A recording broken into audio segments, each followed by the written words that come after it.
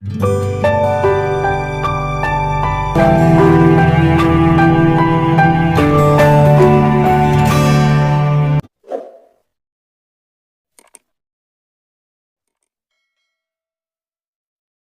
saudara-saudari yang dikasihi Yesus dan yang saya kasihi, berjumpa kembali dengan saya Pendeta Resi Lubis.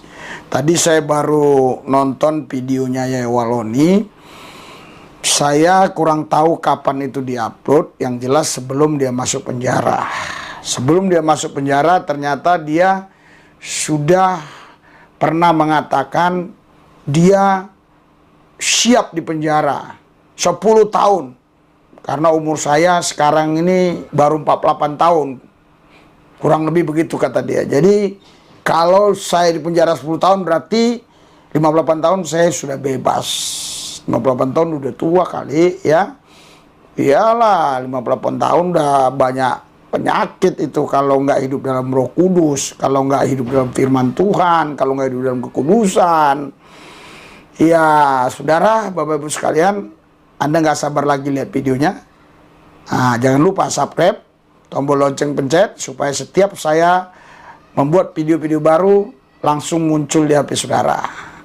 Like, beri komen, share kemana-mana juga boleh. Nah, ini dia videonya. Saya sudah marah begini, saya tantang yang begini. Jangan dikira kita ustadz-ustadz ini nggak berani. Oh, kesenangan dunia yang model bagaimana saya belum rasa. Umur saya sekarang 48 tahun, masuk penjara 10 tahun, keluar 58 tahun, insya Allah umur panjang, lebih ganas. Ya, Anda sudah lihat, sudah dengar apa yang Yaya Waloni katakan? Saya mau menanggapinya. Yang pertama saya mau tanggapi ini emosional aja sih. Yang pertama, emosional. Orang kalau lagi emosi, dia ngomong apa saja nggak dia pikirin. Kenapa? Karena otaknya itu sudah didengkul. Dengkulnya itu pindah ke otak. Jadi dia nggak bisa lagi berpikir.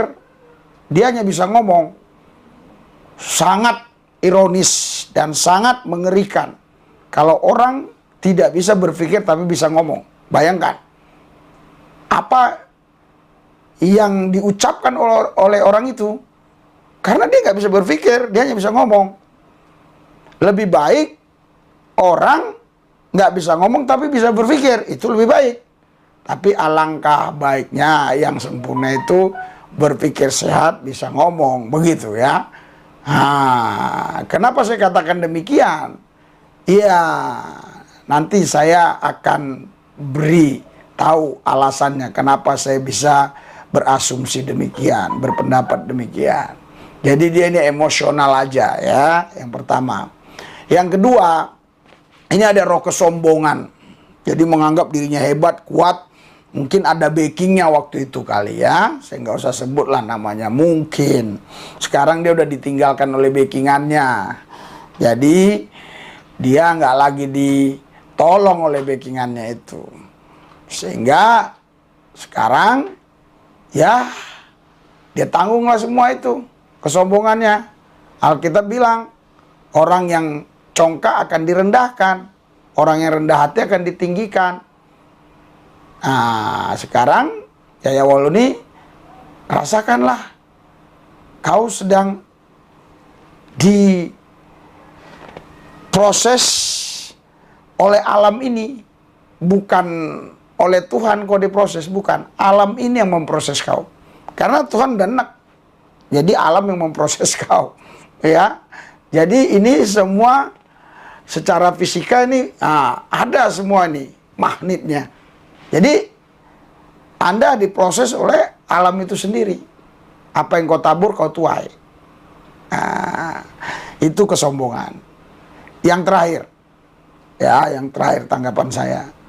Yaya Waloni mengatakan demikian ini supaya jemaah-jemaah yang dengar itu, wah hebat, Yaya Waloni hebat, hebat. Jadi dia cari ngefans supaya banyak yang ngefans sama dia karena dia ngaku-ngaku dulu bekas dari pendeta, ketua rektor di salah satu sekolah teologi ya di Sorong. Dia pernah juga rektor di UKIP Sorong, macam-macam, tapi sudah dibantah oleh orang-orang Sorong bahwa itu adalah bohong ya. Nah, jadi dia mau ngelabu itu semua sehingga dia mau menunjukkan, nih lo gua rela martir, meninggalkan agama yang lama, masuk agama yang baru ini, saya rela martir, begitu kira-kira.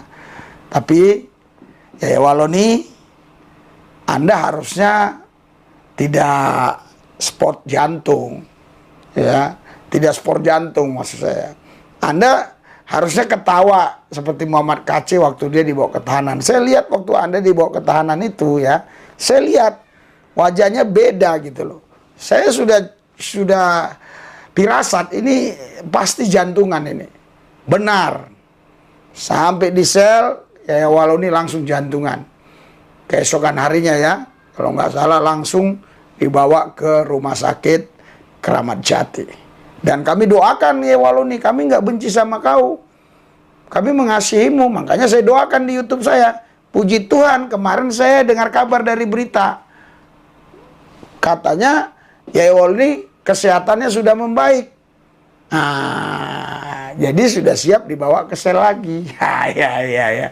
Tapi nggak tahu ya apa hari ini sudah dibawa atau besok. Tapi kemarin kesehatannya sudah membaik dan akan dibawa lagi ke Bareskrim. Jadi siap-siaplah Yaya Waloni, jangan jantungan lagi menghadapi jeruji besi itu.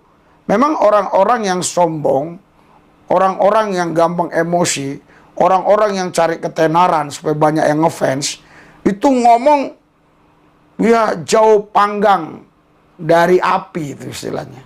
Atau bahasa lain apalagi ya, kombur. Nah, itu bahasa Medannya kombur.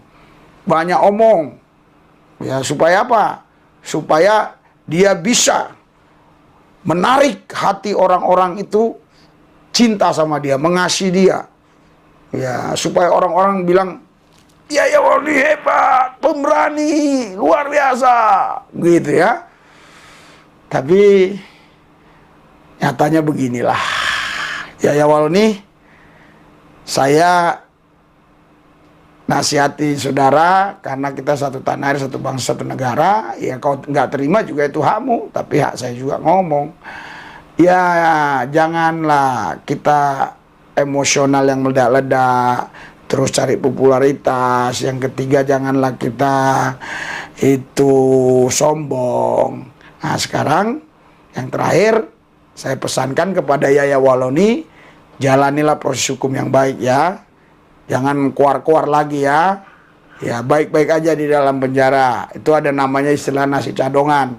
Makan itu. Ya itu sehat tuh dimakan. Cuma nanti waktu BAB-nya itu kadang-kadang agak berat. Saya udah alami dulu kan. Berapa kali saya masuk Cipinang gitu loh. Jadi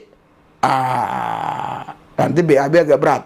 Tapi ya udahlah, namanya itu sudah nasib begitu ya. Mau bilang apa? Umur saya sekarang 48 tahun, masuk penjara 10 tahun, keluar 58 tahun. Insya Allah umur panjang, lebih ganas. 10 tahun? Umur saya sekarang 48 tahun, masuk penjara 10 tahun. Hah? Apa?